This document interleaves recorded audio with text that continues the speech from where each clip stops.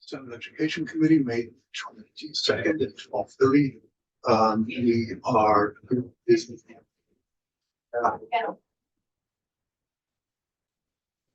consider amendment be offered by Senator Party on page 454.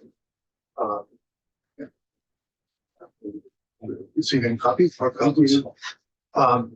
Although I think we'll have to do the walkthrough with legislative counsel, so that we're here for introduction from the sponsor of the amendment, which I believe was Strickle amendment, right? Yes, Strickle amendment of the House version. Off we go. Welcome. Welcome. Thank you for having me, Mr. Chair and committee. For the record, I'm Senator Ruth Hardy from the Addison District. Before you is a strike-all amendment to the House version of H 454.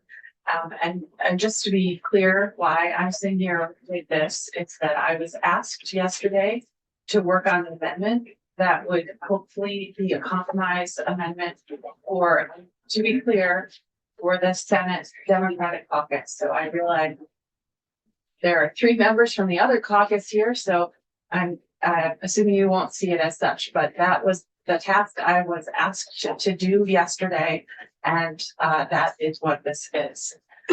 So as you all know from our floor session, we are back to starting with the House version of the bill. So it's deja vu all over again. And I will walk you through the changes, but then you have legislative counsel here to go through in more detail. But the basic structure is that as I said, the House version of the bill. So it contains the House's overall structure and timeline for the bill, and their findings, intents, the report backs that they included, and a lot of stuff that neither your committee nor my afternoon committee changed. For example, all of the language about the school construction program is the same as it has been throughout the entire process. So there are some things that are extremely familiar, obviously, to you and have not been changed by anyone. It does contain the House version of the foundation formula, which is the empirically based, cost-based foundation formula that was calculated by Professor Tammy Colby, who I know you've heard extensive testimony from. And that, again, like the House version, is contingent on the creation of new school districts. So it would not go into effect until the creation of new school districts. And the soonest it would go into effect is FY30 or July 1st, 2029. So it does have that timeline that was in the House, that is in the House version of the bill. It is also contingent on a new contingency, which is a more comprehensive analysis of a cost-based foundation formula. So I know there were concerns in this committee, and there were concerns in the Finance Committee about the numbers that were associated with the base amount, and also the weights, and then also which types of categories should have weights. So this does include language for JFO to contract with an expert on school finance to provide a report on a foundation formula. And for those of you who are familiar with the pupil weighting study that was done a number of years ago prior to the COVID pandemic, it would be of that magnitude. So a very comprehensive study and report back about the appropriate numbers, the empirically based numbers for foundation formula. It does require that foundation formula have provide options for tiered weights for English language learning. special education and career and technical education, which I know was of special concern of this committee. And we never really got good numbers on that. So this would be a way to get really good numbers, knowing that CTE is not as simple as one wage or one cost, because there are so many different programs and delivery methods. It really does ask for a much deeper analysis of that, and hopefully would provide us with better weights and information about the cost of CTE. So that is another contingency of the start of the foundation formula, is this deep analysis of a foundation formula that is appropriate for Vermont. So I just wanted to provide you with that sort of background. If you start in the bill, you do have, I believe, highlighted versions, so you can find the yellow highlighting. There are, of course, some changes that are just conforming changes, so there's more of yellow than maybe we need to go through, but I will take you through as much of it and try to explain the sort of reasoning behind it, if that is okay, Mr. Chair. Yeah, do it on a Okay. high-ish level. High-ish level, okay.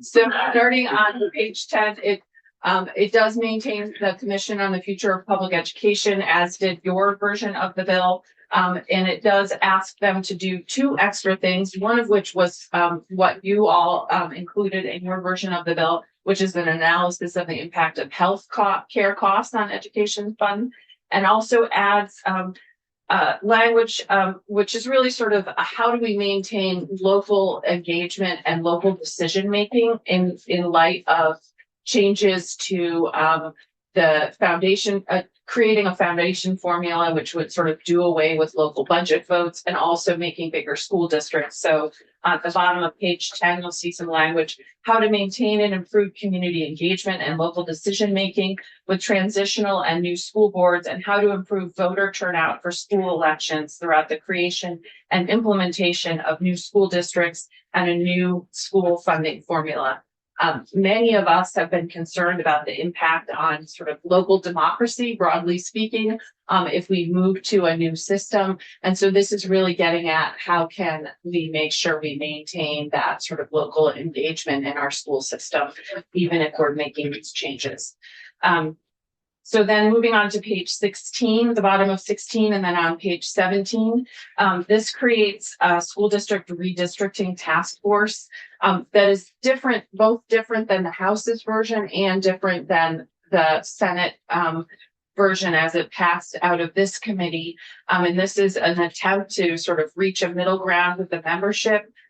It would have members with expertise in geographic analysis, including the director of the Vermont Center for Geographic Information, the chair, and then people with school board knowledge, the chair of the Vermont School Boards Association, and then there would be a second school board member on it, the Secretary of Education or her designee, chair of Superintendents Association, the chair of the Vermont Association for Planning and Development Agencies. But these are really, that's the agency of our regional planning districts. They do a lot of this kind of work, and they're so having them on board. And then two members appointed by the speaker and two by the committees, one of which would be a current member of the legislature, and then the others would be someone with expertise in education data analysis, and then someone with expertise in GIS analysis. Again, trying to get to people with expertise for creating school districts. The last.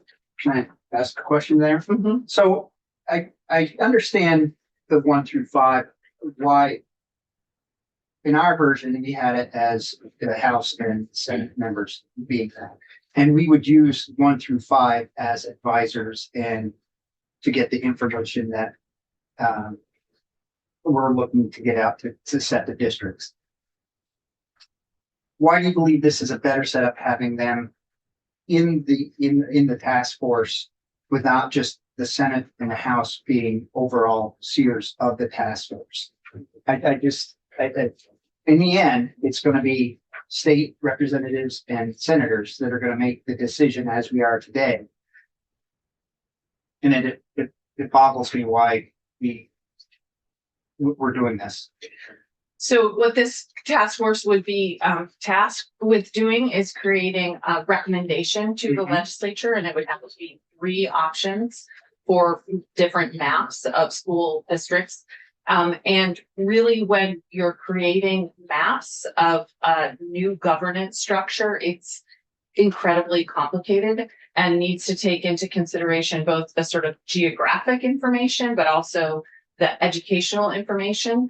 And so making sure that we have experts at the table that have the knowledge to be able to do that, to recommend to the legislature. This is a structure that we use a lot in the legislature, is we ask experts to do the analysis and then provide back recommendations and options for the legislature to consider.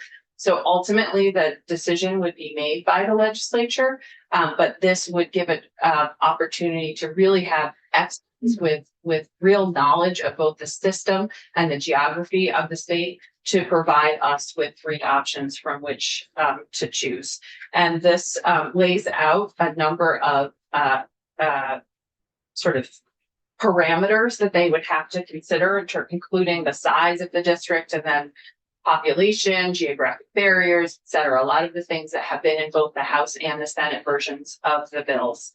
So this was an attempt to make sure that it's not that the analysis is not a political process. Often, as is evidenced today, our work is politicized, and this really needs to be an actual analysis based on the data and the information in the field. And then the political process would start when we have a recommendation, which we can choose to ignore, which often we do ignore good advice, but this would allow us to at least have the basis for that information as we start the next session. Well, I'll just say that I feel, I believe that us as senators and representatives could use their information and do this task force without having them on a task force. But if that's what gets voted through, that's fine by me. And why are we choosing 3 maps? Why not 2 to make it less? Because what's going to ultimately happen is we'll have it broken into thirds, and then it'll be even harder to. Well, not necessarily. I mean, so one of the things they have to do is come back with, let me see how it's worded, but 3 options and the pros and cons of those options, so that they talk about, hey, we're giving you this option. The task force likes this option because we feel like it's geographically the best option. They might also then give an option that they think is maybe financially the best option, or I don't know, I'm just, winging it here, but they may have reasons why different versions of the maps are better or worse. And so having us have that information, and in the end, we might be, and those of us who've been through redistricting before, and I think there are 3 of us at the table who've been, were you here for redistricting? For the second half. Okay. Anyway, anybody who's been through redistricting knows that we get recommended maps and then we change them. So I think having 3 options might be like, oh, well, maybe we like a little bit of this one, or we want to tweak it here or there. But we would have the data and the analysis done for us that we can draw from. And in my 7 years here, I've always found it extremely helpful to have actual data and analysis and experts who are advising us, because we don't know everything. Oh, I agree with that. Just at the end of the day, we make the decision. How do SUs fit into this? Pardon me? How do SUs fit into this? So this would be creating school district maps. So this is similar to what the governor originally proposed and what the House proposed, which was to create school district maps. Our system with supervisory unions of various shapes and forms is complex, and one of the things that drives both the complexity and also, I would say, the complexity, the sort of inequities across the system and also the inefficiencies across the system. So if we were able to get to a system where we had all school districts that were operating under the same kind of governance structure, I think that would improve this, the system. And that is actually what the governor proposed in his original bill as well. And that's what the House construct is as well. So how do districts with independent schools fit into that? They have you know, a handful of independent schools, in some ways that's the only time they have high schools, or how do you do that without an SU? Do they have to be individual districts? So if there's a district that has an independent school in it that is part of the district, or, you know, that could be maintained with changes to the structure of the tuition program, could be maintained with contracts. It could be maintained with the ability to maintain the current sort of what is called attendance area that is allowed to go to the private school. But it would have to be sort of within the individual school district or throughout, you know, a contract agreement with between school districts, which is, you know, common when you're creating contracts with therapeutic schools or contracts with other entities that provide services to a school district. So that's that part. This also at the bottom of page 21, section 3A creates transitional school boards and transitional grants. So after the legislature creates the school boards, there would be a period where there would be a transition school board that would be made up of members from current school boards that would then be charged with doing the work of the legal work that's required, the contractual work, the consulting work, the financial work, and also the work of creating the voting districts in the new districts. So those transitional boards would be tasked with all of that. This is a similar, and they would be given grants in order to do that work. Is this the same language that came out of finance committee? It is not. Okay.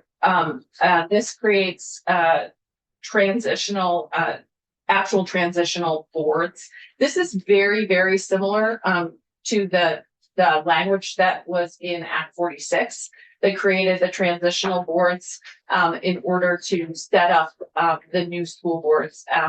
And it worked fairly well. I was actually on one of the transition boards, and it was what was really, really necessary in order to literally transition from a bunch of little boards to one bigger board and have somebody have the sort of hands on the reins or the steering wheel, so that that the legal work was done. There's a lot of contracts that need to be taken care of, and so having some kind of legally tasked entity like a transition board is really important.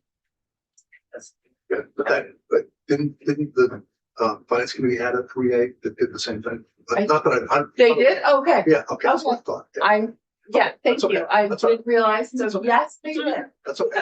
This is like the Senator. finance committee version then. Before we get too far ahead, I did want to ask a question about the proposed new school districts on page 18. Yes. So that the proposed new school districts shall total not more than 30 districts. My question, you know, this task force that has a lot of experts on it, which I agree with. I mean, what if they come back and they say, based on all of our research and all of our deliberation, it's actually 40 districts that will be ideal. But yeah, what happens then? Yeah, that's a great question, Senator. And the reason this is highlighted is because I noodled with this and sent a very, very late email to our core drafters, making changes to this till the very end, trying to come up with a compromise middle ground, because there are some people who would really, really like to limit the number of districts. As you know, the governor proposed 5 at the beginning. There are other people who are like, oh, we should have counties, 12 or 14. There are some people who think we should have as many as we want, you know, it's a lot of number. So this would not give them a specific number of districts nor a specific number of students in those districts, but rather have an upper limit. Right now we have, I believe, 112 districts and 52 supervisory unions. 119, there you go. So this seemed like an upper limit that would still cap it, and I'm open to suggestions on any of this, but definitely open if y'all have different ideas on what this should be. Like I said, I wrestled with it till really late last night trying to figure out, and this is where I landed. Because I had heard many different numbers, and this is a little higher than the numbers I'd heard. So I was trying to reach a point where it felt comfortable for people. And I believe if I give them parameters, they would check it what 40 would do. They'll always try to keep it below 30 or at 30. And is this, like, is the 30 based on like the ceiling of districts, which would provide the necessary cost savings for reducing administration? Is that what the number is based on, or is the number based on anything empirical? So the number is based on districts of about 2,800 kids, if there were 30 of them, and they were all evenly, you know, you just take the number of kids that we have right now and divide it by 30, which was a number that was thrown out by maybe the School Boards Association at some point. So I was trying to like do the math to get to the number of districts that had been proposed that was and just so you know, this is not more than 30. So they could propose 20, they could propose 15, but or five, they could propose 5. So, you know, one of the things that I think was a real concern from the very beginning is that we didn't want to task a task force with such an open-ended parameters that they came back to us with nothing, because they couldn't agree. So sometimes, and anybody who's ever been a teacher knows that sometimes the most creative and the best work that students do is when you do give them parameters, because they have to you know, fit within the page limits, and they can't have a, you know, 35-page essay when really all you want is a 15-page essay. So I think that making sure that they have enough guidance that they can come back to us with 3 good options is important.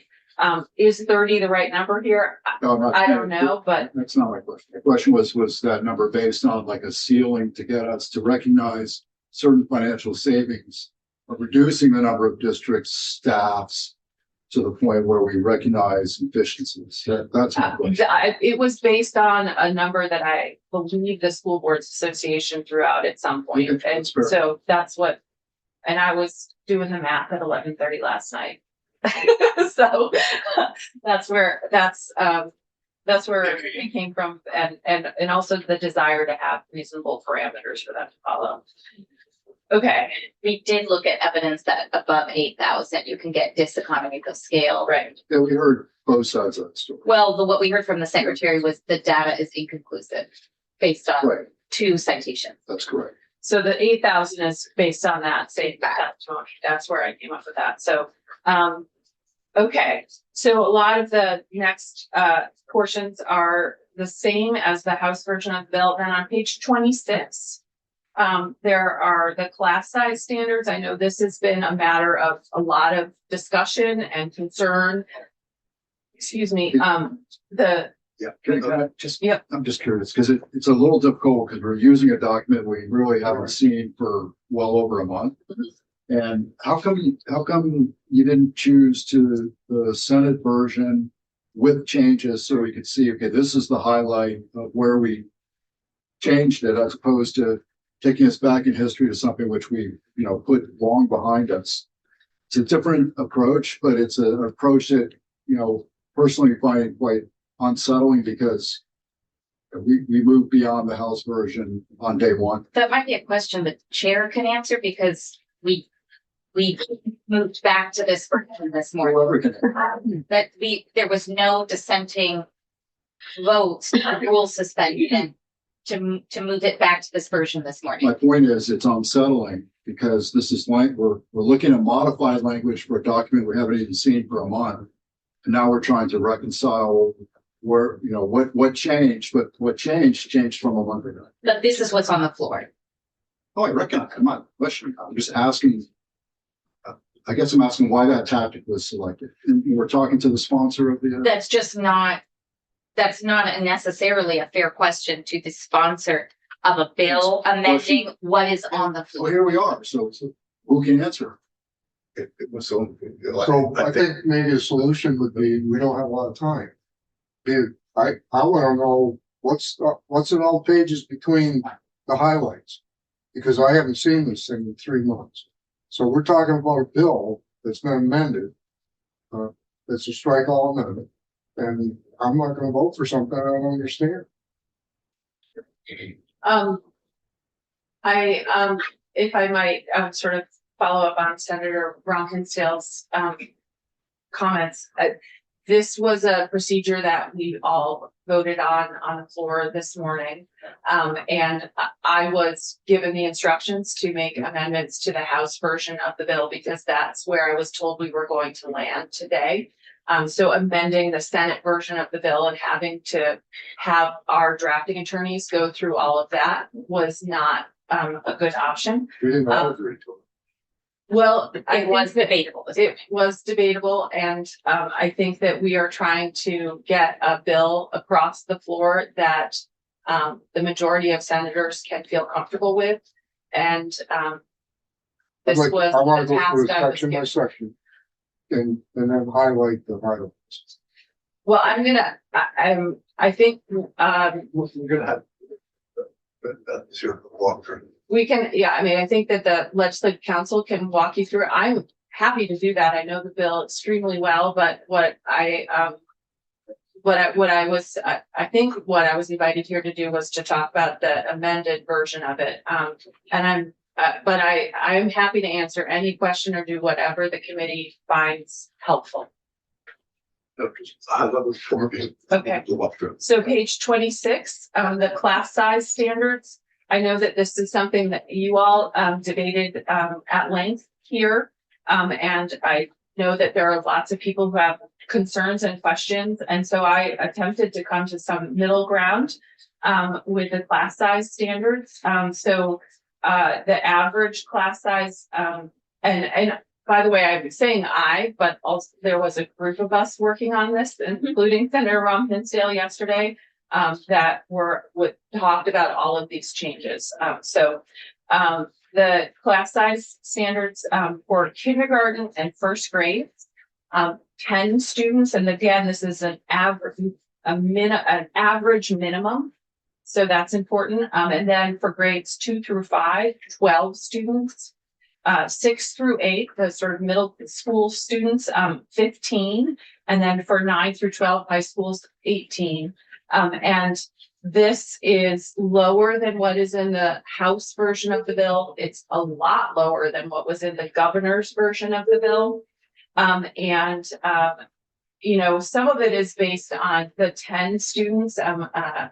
Senator Heffernan and I represent a school district that the school board just created a 10 class students per class minimum and was able to use it effectively to ensure changes in some of the schools there to make sure that there was an effective number of students in the classes. So that's sort of where the 10 comes from. And then I went up a little bit from there. Is that a district-wide average?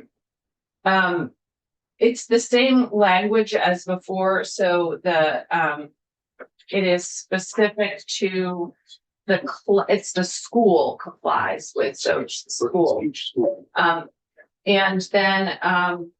then you'll see on page 27, there are 2 little highlighted words, but they are important.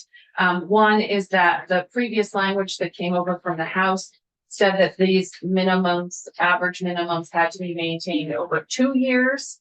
And this is 3 years. So if there's a blip in enrollment and they dip down below for 1 or even 2 years, that's not a problem as long as they go back up for the 3rd year. So it would have to be 3 years in a row that they were not able to maintain the average minimums. And then the secretary may recommend to the State Board of Education. So it's not a shall, it was a shall that said the secretary shall recommend that actions be taken. This is just a may. So trying to soften this language to make sure that there's still guidelines for school districts to look at, but it's not a hard and fast rule as it was. It provides a little bit more flexibility. So that's the. You're moving on. Quite good. So just a few days ago, we thought that the idea was best to have the districts make that decision, potential decision on class sizes, because it reflects, as to your point, the regional variabilities of the education system. We voted 6-0 on that concept. Why do you think that is not the correct approach? I think that there's an interest, and again, this was an attempt to find a middle ground between where you were and where others were. There's an interest in having class size standards be in state law in order to have it be used in some cases as a tool for making our school districts more efficient and more cost effective. Sometimes class sizes get to be so small that, you know, we have a full-time teacher who has a class of 8 kids for years on end, and that is a really inefficient use of that teacher and that resource and potentially that amount of their school budget. It's really hard at the local level to impose these things. It can be done successfully, as I did mention to you, but it is really difficult. So having these in statute is a tool that local school districts can use, superintendents and principals. And it wouldn't be, you know, an immediate hammer, but it would be some thing that they could point to when working with this agency of education to potentially provide some efficiencies in school districts. And I think more importantly, to make sure that our class sizes are sufficient class sizes to have an adequate education for students. Thank you. I just wanted to reflect on the fact that Yes, we had a different way of getting there. we got a very different way of getting there, and we were 6-0. So Understood. So the next part of the bill is the education quality standards and the State Board of Education rules update that is in the House version of the bill. And then the state aid for the construction. This is the part of the bill that I told you everybody loved and nobody changed. So that does stay the same. The construction program. Leave the next changes. I mean the high there's page is 64. you skipped 148. Page 48, I'm sorry.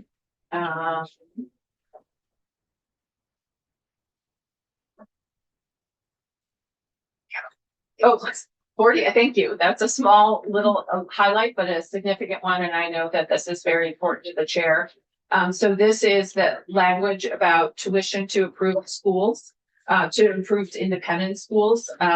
And this reverts back to the House version of the sort of who shall be eligible to receive public school tuition, but with one important change. The House at the top of page 48 and paragraph C had 51% of the enrollment as of 24-25 school year. So as of this school year, that would be composed of students attending on a tuition basis. And your committee changed that to 25%, and this changes it to 40%. So attempting to find a middle ground in the percentage of students enrolled this year. So this does capture a few more of the independent schools, but doesn't go as low as the 25% that you We just, I think, we don't want to know anything about the staff. We had, our starting point was the status quo. and we took it down by 60%. And within those areas of the state where the schools of integral delivery system, and we had a 2-part test, which I think was, we'll come back to that at a different time. Yeah, But you have a question? I did. Yeah, I'm just wondering what analysis have you done about the number of schools that affects? Senator Rom Hinsdale and I looked at the list yesterday. I think this, there, as you get below 51%, there are fewer and fewer schools, and some of them are quite small. And this also would not apply to therapeutic schools to the extent that they're tiny little Just looking therapeutic for- schools. But I think there were, I don't want to give you the wrong number, but I think 10 to 12 schools in, Or yeah, more schools. You mean between 25 and Yeah. 50, Yes. 25 and 40%? Between 51 and 40. Yeah, I'm pretty sure that it was 10 to 12 schools. Oh, between 51 and 40. Yeah. So this does increase the number of schools that 40, compared to the 25 House to- version. Oh, 20 to 40, 25 to 40, sorry. Again, all I know is our building. I have not, I don't have the list memorized. I could, find it for you, but I don't have the list memorized, but Well, I just figured you would have done some analysis to be able to share it with the committee on We- the reasoning and the net impact. we did do, some looking at the list of schools and, the schools that would be impacted, and also the trying to find a middle ground compromise between 25% and 51%. And this is where it made sense to land. I would also say we have never looked at a spreadsheet of all of the schools and their percentages and which year we're talking about. We took the word of the spokesperson from Visa, I think, who shared, or maybe the chair just shared those numbers directly. But that would be something maybe I'd encourage the committee to do, is understand which year we're talking about, if the data is accurate. You did understand the error. So let me throw, But anyway. it's We not- never that's not the looked time. at I that. want to throw this out real quick because I brought a constituent up and said if H 454 is passed, opens up the state to more lawsuits from a secular private school who will be excluded from town tuition because they currently do not receive public funding of over 25% of their students. In Canaan, will be a private school in Canaan, will a private school be excluded from town tuition program because of only 15% attendance in a private school? That would have happened under our bill. Under both these bills, Yeah. because this is 40%. Right. So it is what, are we opening by putting a percentage in there? Are we opening up this to lawsuits? Or We had a percentage in there, it was just a different Well, percentage. we actually had a 2-step construct, is actually very important, but that's, again, you can come back. to that. I'm just trying to All right. understand That- what the sponsor is proposing at this point. Did you have a question? No, I had a comment, but if. I am happy to, debate this with you, but I've been asked to just walk through them, so, the next pages are on page 64. And 64 is the appropriations section.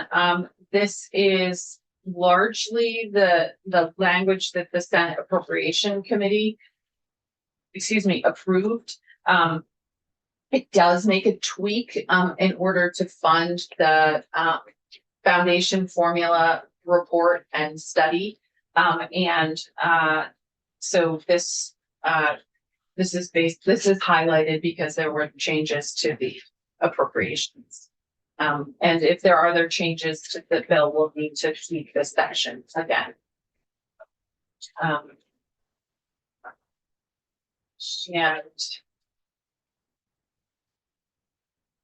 And it provides the funding and the positions to the Agency of Education that they had requested, but provides parameters on them. That language was not changed. It was just the numbers were tweaked.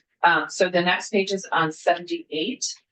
And this makes changes to the sparsity weight.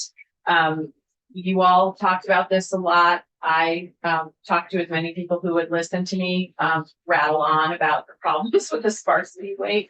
And this fixes that problem, which is that the sparsity weight, which, as you know, is based on the sort of very rural, low population density areas. The calculation for that sparsity weight was based on schools, not school districts. So it's supposed to be a school in a sparse area. And that's what the analysis was based on, not a sparse school district. But the way that all the analysis that your committee and the finance committee saw was based on school district. And the reason is because the law said school district, the bill said school district, but the analysis of creating that sparsity weight was based on schools. So this would correct that so that the foundation formula that's in the bill, the House foundation formula, would be applied correctly. So we had to create a definition of sparse area, which means a geographic area corresponding to a zip code, and I'll get back to that term, where the number of persons per square mile residing within the land area of the geographic boundaries of the zip code as of July 1st of the year of the determination is fewer than 55 persons. So it's the same construct with the 55 persons, it's just applied to the school, not the school district, because it was basically overweighting some school districts because of one or two sparse We areas. actually would want very much to send that. Yeah, okay, And so- Position. great, excellent. So this hopefully will fix that. The reason I said I get back to the whole term of zip code is zip codes were used to do the analysis, the empirical analysis to come up with the weight. But the state geographer's office threw up a little bit of a caution flag saying, well, zip codes can be really funky, especially in Vermont. As you all know, we can all come up with examples. As Senator Heffernan knows, I live in East Middlebury that has its own zip code outside of the Middlebury zip code, but it literally is just the post office. So it would just capture the number of people who have mailboxes and nobody actually lives in the post office. So it's funky using zip codes, particularly in Vermont. So it says zip code right now, but that foundation formula report that I mentioned to you that is embedded in this would actually also require that they come back with a recommendation for how to better calculate the sparsity weight. Is it based on some other measure of sparsity? This is fixing it and using zip codes, which is what the analysis did, but also saying, hey, we need a better way to do this. So that's that. And then the changes on page 79 are this, making that sparse school, putting that in that language, the grant itself. The following changes are, I think the next changes are all sort of in the finance portion of the bill as now at this point, I think. Yeah, so I can definitely go through them. I believe the finance committee is zooming in as well. So, is that correct? They're there. Okay. Hi, finance committee. I'm sorry. Wait. I didn't acknowledge it. But so this is getting into the section on the finance committee. So the changes on page 85 are changes to the House version of the bill because as the finance committee knows, the House version of the bill created new tax classification categories for homestead non-primary residences and homestead apartments or rentals.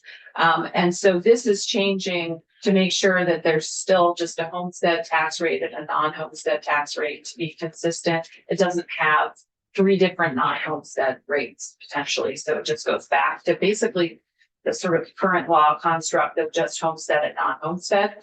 And then the page 88 is the foundation formula report that I've mentioned a couple times. This lays out the report that we would ask for about the foundation formula, the cost factor foundation formula that include the CTE weight, English language learner for English language learners and special ed, and any other weights determined to be empirically necessary for an adequate and equitable education. So it's not limited to those weights. It's not meant to say we don't want a weight for students in with economic hardship, but it felt important to list the ones that we definitely want to make sure are in there for as a tiered weighting system. And then you'll see on the top of 89, the thing about the zip code measurement. $150,000. I checked with JFO about that number, and I think I got a more or less a thumbs up from one person in JFO on that. So that's why that's in there.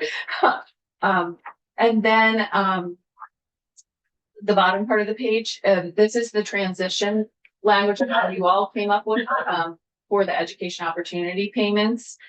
It is the 4-year transition, the 80, 60, 40, 20.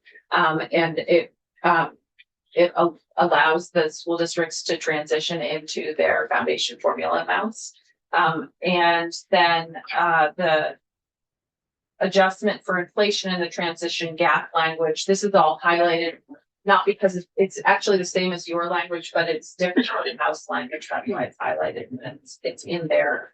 The next page 90, section 45C, there's a tiny change to the Education Fund Advisory Committee. The tax department asked that we delay the start of that to July 2027. So that was a request from the tax department.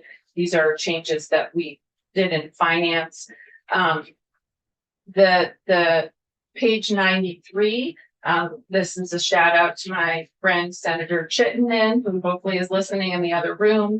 This is the supplemental district spending, and it changes it to the product of the base amount and the school district's long-term membership. So rather than having the supplemental district spending based on the weighted educational opportunity grants payments, it's based on the base amount. So it would be a lower amount. One of the reasons is that the finance committee felt by using the weighted, it was sort of double weighting students. They would get the weights for their budget and then the weights for the supplemental spending, and that seemed like it was double weighting. So this would be a lower amount. It would be based on just the foundation amount. Then page 94 at the bottom, a lot of this is very similar to the language the finance committee did. Most of this is finance committee work. It's a uniform tax rate for non-homestead and a uniform tax rate for homestead property set sufficient to cover expenditures from the education fund other than the supplemental district spending. So this again is making a change so that there are not the 4 classifications, just the homestead, non-homestead. So that you'll see a number of times. Page 97, this is a change. It's highlighted. It changed it from the Commissioner of Tax to the Secretary of Education on the top of page 97. This is the determination of each municipality's net non-homestead education tax payment and its net homestead education tax payment. These are the payments that go out to municipalities. And the House version of the bill had the tax commissioner doing this, and tax was like, we don't do that. The Agency of Education does that. Please change this back to the Agency of Education. So this is actually just going back to current law, but it's highlighted that it was a change from the Senate or from the House version of the bill. A change that the Senate Education or Senate Finance Committee made. And again, this page 100, it's the same, changing it to Secretary of Education, non-homestead, homestead. So a lot of these are conforming changes. Page 102, the bottom section 48A. This is the homestead tax rate transition for my friends down the hall in finance. This is the language that the Finance Committee came up with for transitioning the tax rates. So you all in this room came up with the transition for the funding, the payments to school districts. and the tax committee, the finance committee, we did a similar construct, very similar, same numbers, same number of years, for the tax rate. So the school districts and the taxpayers themselves would be transitioned into the new payments and the new tax rates. And this again would be all after we redistricted and created a foundation formula. So there are a lot of things that happen in between. It's not based on this year's tax rates or this year's school districts. And that's really important to understand. So just curious, if in the process of updating the bill, if you were able to run any analysis on any, using any assumptions on numbers of districts or impacts based on different configurations of districts at all, to see what the net impact is on low spending districts and high spending districts? I think that one thing that's really important, so the answer is no, this was drafted very late last night. But I think it's really important for people to understand that this is all predicated on having new school districts. And if new school districts are not formed, none of this would happen. The new foundation formula would not go into effect. That is a trigger for the new foundation formula going into effect. And the transition would obviously not happen with no new foundation formula. I think the trend that we were all seeing in the low spenders and the high spenders, with the trends that we all saw with whatever foundation formula, what would be the trend. But I think it's important to remember that the current school districts are not the school district that any of the bills were intending. It's just that this, has a stronger contingency for the creation of the school districts and the foundation formula. So thank you. So we all understand that when we did our modeling previously, we were modeling based on assumptions on different scenarios, which was the best you could do without having the upfront answer on what the number of districts is. The problem we ran into, which really happened probably shortly after we passed the bill out of this committee, was that we recognized that the low spending districts got hit hard, some got hit very hard, and that kind of destabilized the whole question. I'm wondering what it is in here that's fixed that fundamental problem, because I don't think the problem is at all about how we pick districts or that kind of question. It's about how we deal with low spending districts in relation to the property taxes. What so far? I know we're only up to page 97, but what is in here that positively affects that negative scenario? I think there are a couple things is that the timeline for the House version of the bill is this version as amended, is a longer timeline.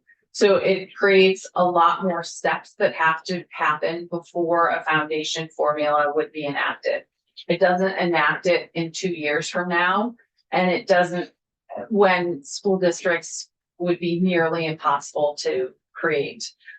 So new school districts, and it is contingent both on the creation of new school districts and the report on a foundation formula, which would have embedded in it a lot more analysis of a foundation and formula and its impacts. And if there are things that you feel more comfortable adding to that report to make it even more robust, such as maybe a tax rate analysis, that could be added to that report. So to make sure that before we move to a new foundation formula, there's adequate analysis and time for that analysis. So I think those are the big differences. There's time to do the sort of systematic change. There's time to create reasonable, well-researched school districts that are thoughtful. And there's time to ensure that the foundation formula that's being implemented is the right foundation formula. So I think that's the big difference. And so much, as you know, Senator, because I know you paid attention just like all of us, is that it's based on how all of that gets implemented. And with this longer timeline and the ability to have these sort of thoughtful analyses across throughout the system, there's always time to be like, okay, this is going in the wrong direction. And we wouldn't see the impact of it immediately in terms of the spikes in tax rates. It would be softened over a number of years. So I appreciate that. I think that everyone in this building wants thoughtful school districts, and we may differ on how we determine what those thoughtful school districts are, but I think it's fair to say that that's a common goal. When you say that the timeline's longer, my reaction is, and this is only over the past few days where this whole property tax impact is a longer timeline. What we're really talking about is, what I believe we're talking about is how we ramp up from where we are to the higher property tax impact on low spending districts. And that's troubling, because what's troubling about it is that we often hear set in motion a process without knowing what the real end goal is, but we start heading in that direction. We're not quite sure where we're going to go. Fundamental question is, how do we positively affect the low spending districts property tax increase? Call it a ramp up, you call it what you want, or call it a longer timeline, whatever you want. But it's a escalation, and it's a known impact, and we're not hearing that. And that's, again, the fundamental question that destabilized this bill about 5-6 days ago. So I just want to make sure if this is the time, it might make sense to make sure finance feels fully invited into the conversation, because I'm sure that's where they spend some time. So, yeah. So I think, Senator, obviously all of us share concerns, and you and I share a school district that would be heavily impacted. And I think, in hearing from the superintendent of that school district, she's much more supportive of this longer timeline that allows for this preparation for a transition, because there is a lot that is embedded in the bill that is about changes in how school districts do their practices, how there's standards changes, rule changes, classroom size changes, a lot of oversight changes. One thing that's not in the bill, and there's no highlighting to show that, but I was asked to remove it, is there was a statewide school calendar that was in the House version of the bill. It's not in this version of the bill. If you all would like to return that to the bill, I think that's a really good idea. And I know that at least one senator in finance really wanted to have that statewide school calendar. But so there were embedded in it a lot of changes that would be gradual, and a lot of report backs and analysis that we could make tweaks along the way, and hopefully have thoughtful school governance changes that mitigate that sort of tax impact jolt, and certainly the transition language that you included and the finance committee included on moving into those new funding formula. If I can, just to kind of follow up. Yeah. So I love this. this is why we're here.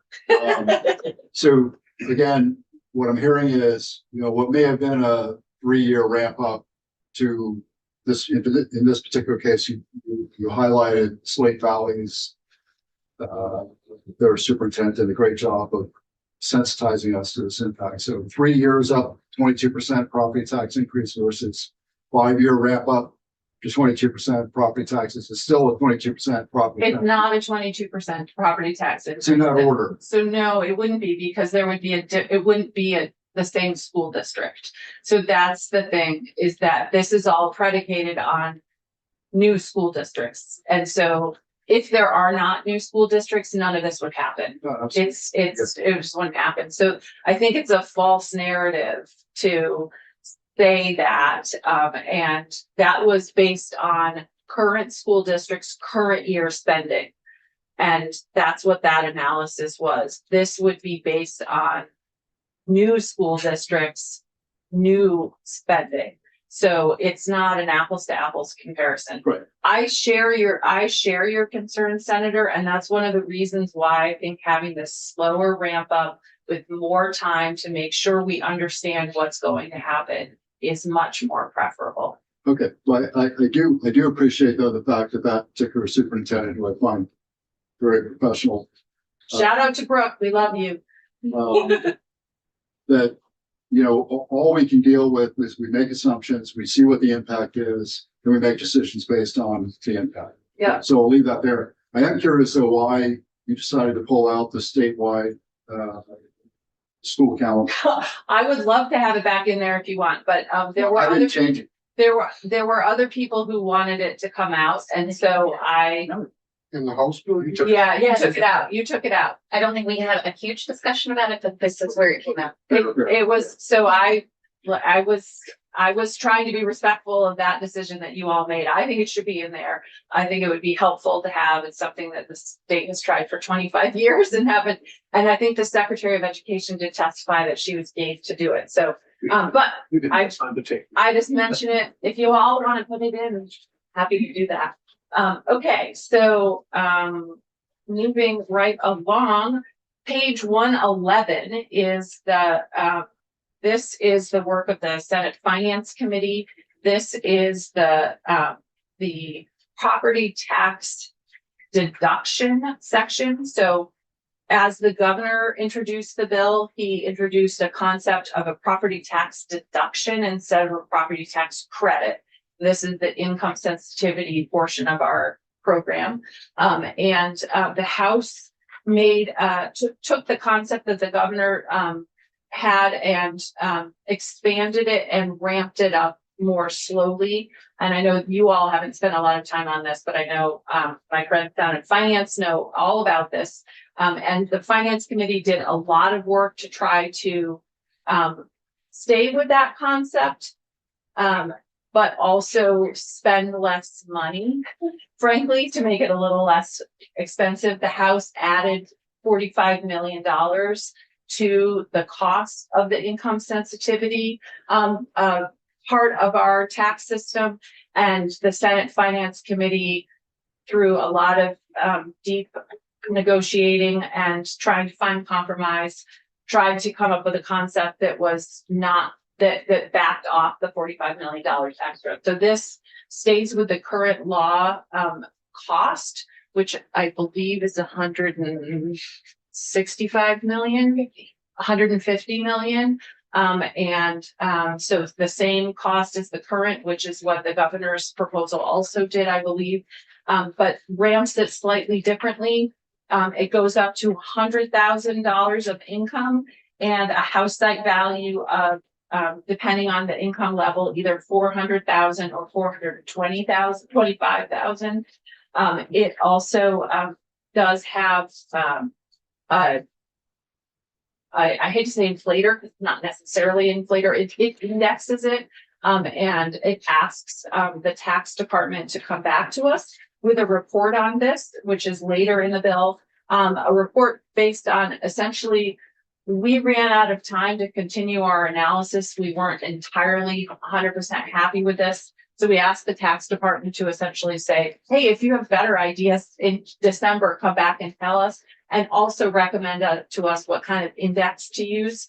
A lot of the indexing that's used in here is the NIPA or NEPA, the National Income and Product Accounts inflator, which is, I think, used, is often based on labor, the cost of labor and the cost of products.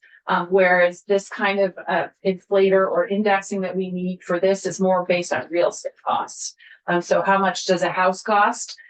We need to get the proper index. So we're asking the tax department to give that kind of recommendation when they come back and tell us if they come up with something a little better than that. So the next things are just changing homestead a bunch in here, which is a conforming change that I explained to you with going back to the homestead, non-homestead. And then on page 125, this is that report that I just said, the homestead exemption report, asking tax to come back to if they have a different proposal that has property owners under for homestead property owners under the new education tax structure without benefit cliffs, with an aggregate fiscal impact relative to the existing system, and then also that request for an inflationary adjustment. So that is that part.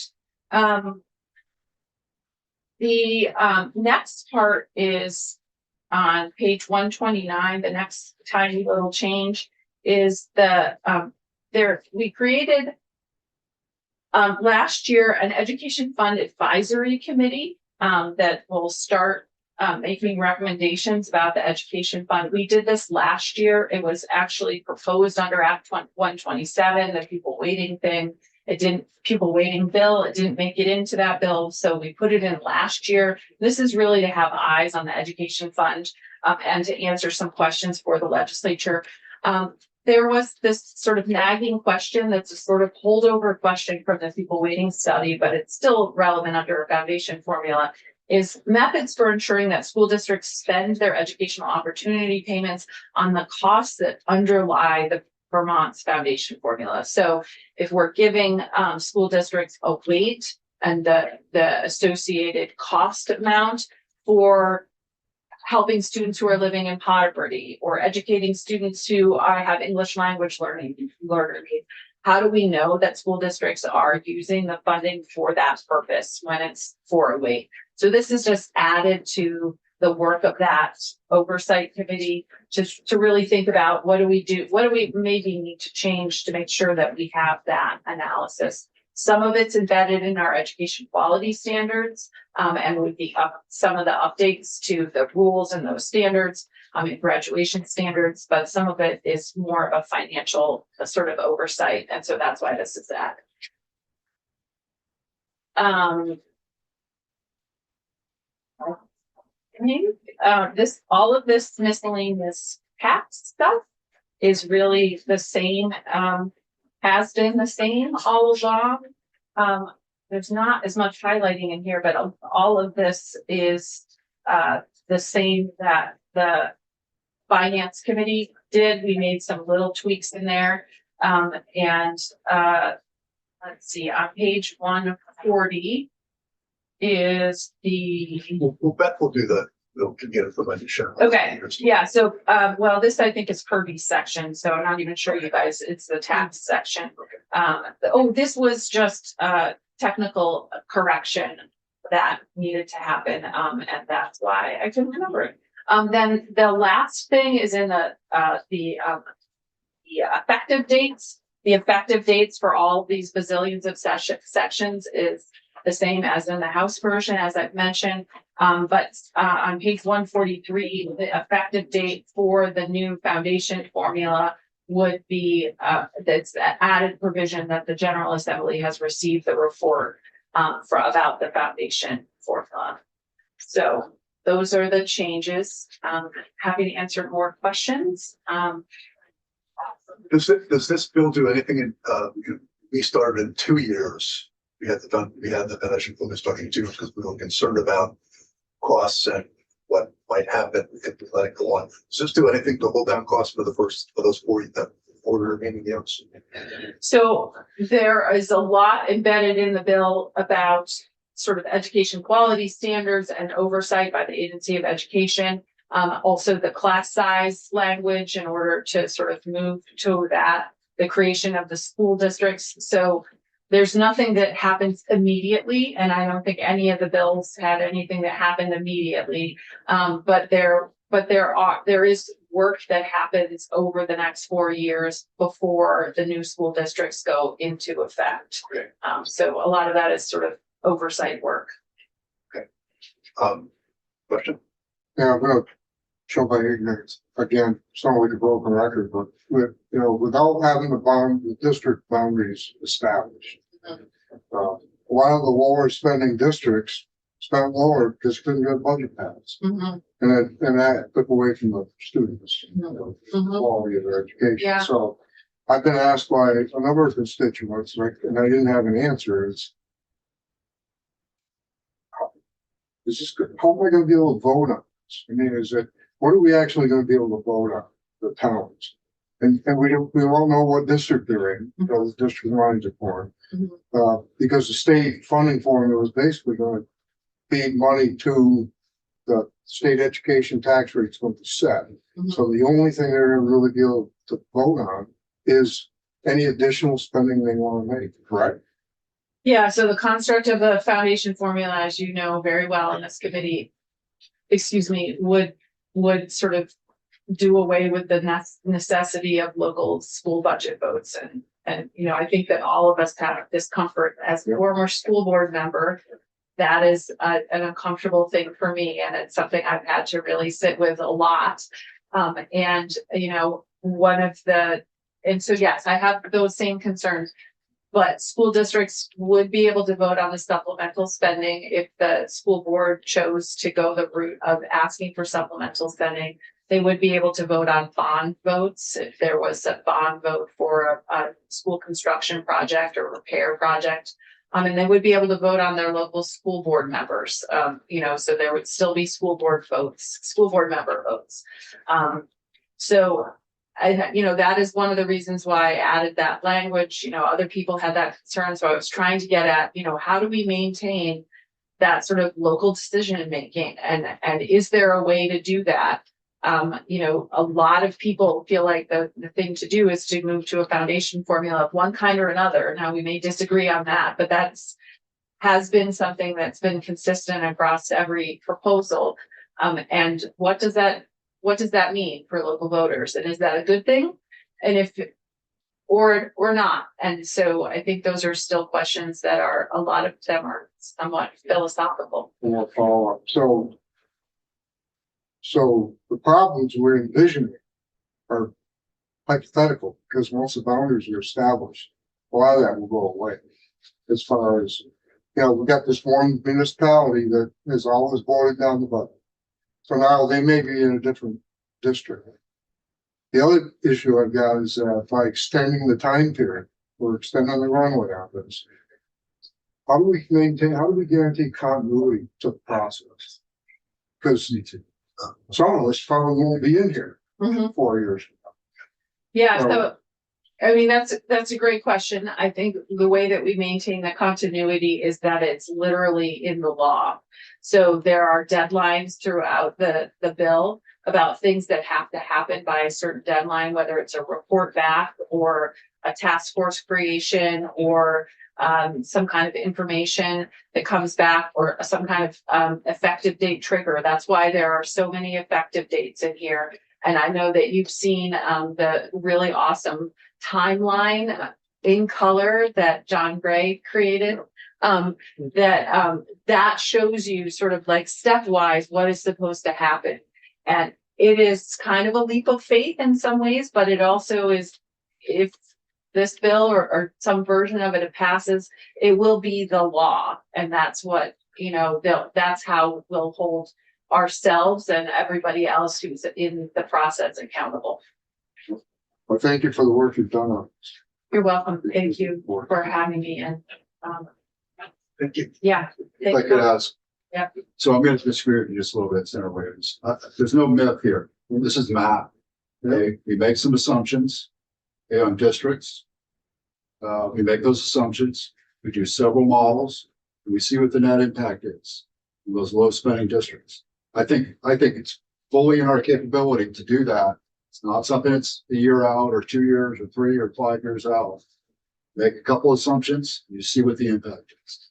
I think we need to do that before anybody puts their name on this bill. That's just. I agree. Okay. I am a little confused. What are you asking for analysis for the floor vote?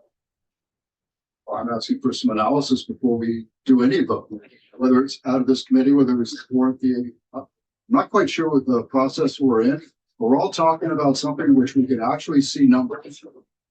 And it's in our capability of determining those numbers, seeing the net impact in a variety of models, however many assumptions you want to make, we can do those models. And I think we owe it to our taxpayers to see what that impact is. I just lost track of what you want to model it today or tomorrow. We'll see the net impact on low spending districts based on a couple The net and financial models. impact to district taxpayers. Sure, I think that don't you? Well, we've Don't we seen all? we've seen a lot of different charts. I think you're referring to something that has been discussed more in finance about setting a foundation formula in motion. As the chair said, we had set a formula foundation in motion sooner without the same contingencies. And that's what finance modeled, right? yeah. That's what JFO modeled for finance. Yeah, I mean, so I think we've all seen and all had the same kind of concerned reaction to Right. what is modeled, and, you know, I've turned to my good friend Julia to confirm this, but what my understanding of what's been modeled is the current this school year spending and tax rates with the current school districts versus the current school districts with a foundation formula and what the resulting tax rates would be. So that's what you're seeing the big impact on. If we have larger districts. Why do then we we model would have- that? Why But do we don't know model- what the districts are, so. Of course we don't know, because that's in the future. Why can't we make a couple of assumptions that it's 5, or it's 10, or it's 15, or it's 30, whatever? You can model that. I've been saying all along, we should have done that first. That's within our grasp. Because if the answer is that we're gonna I think you have really modeled impact property taxes on low spending districts, we ought to know that answer now before anybody votes. Senator, I think you have had that modeled in here with you. I remember seeing the by county school district spending. That's what you had. That's modeled correct, in but here. not the impact on property taxes. That's a completely different That's issue, hard and to that do. was, it's not hard to do. One of our colleagues did that for us and showed us a couple of good examples. That we did that, we So- did do that in finance. I believe Julia has, and I'm gonna turn it to you to say what you have modeled. Sure, Julie Richter, Joint Fiscal Office. What we presented in Senate Finance was, as Senator Hardy explained, if there were to be a uniform tax rate across the state, what that would look like compared to current law spending. The way that the bill is currently drafted, the amendment in front of you, the amendment that came out of finance, both have a uniform homestead rate and a uniform non-homestead rate. So in that instance, the district rates, if there is not supplemental district spending, the district rates will not vary in a future state because it is a uniform tax rate across the state. Right, so the homestead rate and the non-homestead rate will be set uniformly, but maybe at different rates in the future state annually by the General Assembly in order to ensure that the education fund is fully funded. The level that they are set at will depend not only on the overall cost of education, but also on the performance of non-property revenue sources in that future state. Okay, good. So we can tell, if I can summarize you, I know you're gonna correct me if I'm wrong, but I'm gonna try to summarize you, that this low spending district that we're specifically talking about, that our favorite superintendent has flagged for us, will not see a property tax increase once this goes into effect, given a certain assumption of district models, whether it's 1 or 5 or 10 or 30. No property tax increase. That's not what she said. Okay, that's what I want to clarify, because that's what it's boiling down to. Senator, I do ask you to take it down a little bit. You're being a little aggressive, but I would say that the modeling for, if we have a low spending district that has a low, right now, our funding formula is based on what does a district spend, and their tax rate is calculated based on their local decisions about spending. Moving to any foundation formula, whether it's the House version of the foundation formula that's in this version of the bill, whether it's the foundation formula that you all came up with in this, whether it's the foundation formula that was tweaked by the finance committee, any foundation formula that we come up with would no longer have those kind of local decision makings about spending. And every version of the bill has had, I believe every version has had a uniform tax rate for homestead and non-homestead. The difference that the House made was that they created 2 additional tax classifications that could be tweaked based on rental properties and based on residential, non-primary residence, so essentially second homes. So you could have different tax rates there. If we want to go back to that, I actually really like it, but that was part of the compromise, was to not create those different tax classifications in here. So that was another thing that the House version of the bill did in order to maybe moderate tax rates for primary residents, homestead tax rates for people who are living in the districts. The modeling that is capable right now that we could do is only based on the reality of right now and the reality of a foundation formula with a uniform tax rate. We could make assumptions about the districts, and it will change based on the assumptions of the districts. But I think that is something that is a little bit harder to do, and you would all have to agree on what those assumptions you Can we would want do to one do. model? I mean, should we do something before we actually vote on this to see what the net impact is on our low spending? But I think but what I tried to say to you, Senator, is that the lower spending districts will probably see a higher tax rate because a foundation formula would set what they are spending, and it would set it at a higher rate than they're spent, a higher amount than they're spending now. And it would also a uniform tax rate that's no longer based on an individual's district spending would be higher. So I think to answer your question, it would be a higher tax rate. Okay, very good. But we should at least model it with some assumption to have an answer for our low spending districts so they can see what the net impact is. That is prudent and appropriate. Senator Chittenden has been waiting. It's very germane to this topic. Thank you, Chair Bongartz. Can you all hear me? Yes. Senator Weeks brings up a really big concern I've had with this bill, which is at the foundation, the education opportunity payment with the weights as came out of the House and Senate Ed. It will effectively have a funding amount that is equal to our current spending, which will result in what Senator Weeks is concerned with, which I share those concerns. What's been important to me, Senator Hardy, and what I like about what you've presented so far is the contingency aspect of this. And I wonder if you might elaborate on how you envision the contingencies you've described. One being that the districts be voted on, which I assume would be coming this coming year, as well as otherwise. Because to Senator Weeks's very valid points, I see merit in having more time to understand what the implications are before this would be on a track to be implemented. And that's where I would think a lot of this analysis would come back to us during that district mapping discussion in the coming year. But could you elaborate on what those contingencies are, what they look like, and who adjudicates and how those would actually take effect in your mind? And I'm happy to ask this to Ledge Council, but it'd be useful to hear from you how you envision those things.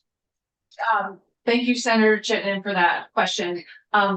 Yes, the version in front of you would have 2 contingencies before any new foundation formula went into effect. One would be the creation of new districts, which has been consistent across all the versions of the bills. And those new districts would be voted on by the General Assembly, by us. So if the General Assembly can never agree on what the new districts would be, or we decide next year, hey, we don't want to do that, then the new foundation formula would never go into effect. So that is very clear. That would take an action of the General Assembly to create the new districts. Without it, it would not go into effect. The second is the receipt of this report, which would be a much more in-depth analysis of creation of a foundation formula for the state of Vermont. And that would have that analysis in it. And without the receipt of that report, a new foundation formula would not go into effect. And Senator, or any of you, if you feel like we need to strengthen that contingency and make it even more stronger, or add things to that report, like a tax rate impact report or something, that could be added to that. I'm definitely open to adding, making that language stronger to make sure that everyone is, comfortable with that second contingency. But adding that contingency of much greater analysis before we went to a foundation formula was an attempt in this draft to sort of allay some of these very concerns that we all share, regardless of district or party. We all share these same concerns, and I was trying to make sure that there was sufficient time for analysis and sufficient time to change course if that analysis shows us something that we find unacceptable. And as a quick follow-up, Chair Bongartz. Yes, go ahead. Thank you, Senator Hardy. That's very helpful. I just want to confirm that in that second contingency where a more comprehensive, transparent, and thoughtful process into that foundation amount, the educational opportunity payment and weights, that would be done maybe by Professor Colby, but regardless, it will be done by a group of individuals in a transparent process so that we will better understand how that amount, that very important amount, is concluded to for that future legislature to consider. Is that correct? That's absolutely correct, Senator. Thank you. Thank you. Senator Weeks, and then I want to take a break because I haven't eaten anything all day. I want to go grab them. Just a quick question. Is there any mechanism in this amendment or the bill itself for districts that take less money than what their bottom line is, what their total amount is, to keep their taxes down? To sort of take less than the foundation Correct. amount. No, a foundation formula is by nature a formula where the state says this is how much is the necessary amount for an adequate education, and then built on top of that, as you all well know. And so that's what districts would receive, and that's what school boards and superintendents would base their budget on. In some cases, that would mean that school districts would have to make some reductions to what they do. And in some cases, that might mean that school districts need to spend more because perhaps they are not providing as robust an education opportunities to students as other districts. And I think all of us, I know that Senator Heffernan and I have districts at both ends of that spectrum, some that would have to make some reductions and some that would probably have to beef up what they're doing. But that's sort of the basis or the point of a foundation formula, is that determining what an empirically based adequate amount is for educating a student, and then building on top of that to make sure that we're meeting those. And if they don't need to spend money, where's it go? They lose it. If in a year that they are not able to, or don't need to, they can put it in their reserve funds. There's nothing in here that would do away with the ability of school districts to have reserve funds for school construction projects or for special projects, whether they need to do new band uniforms in a year and want to save for those because band uniforms are expensive, or something like that. They can still put things in reserve funds for special projects. Thank you. Can I make it, this actually, once I looked at those numbers in the foundation formula and had further conversations, especially with Senator Hardy, this helped me understand a lot better the fight between tactic capacity and the foundation formula. This is the very, very hard thing. It's not just saying, hey, your money goes further because you're in a lower income district. It says, no, you have to spend that on this child. That's the fundamental policy question that we're being asked right now. And Senator Hardy's presented some really interesting options that exist in other policy conversations around half tactic capacity, half categorical aid. So I just think I didn't fully appreciate that was the kernel of the conversation in Act 127 and where we are now instead. And it's a really deep policy question that is up to all of us to The goal should all be to spend less, in my estimate. I'm just, that's the Everybody- policy question. Thank you. Anyway, I think it would be highest and best use for us to do some committee discussing at this point. And so we're going to take a 15-minute break and then come back for a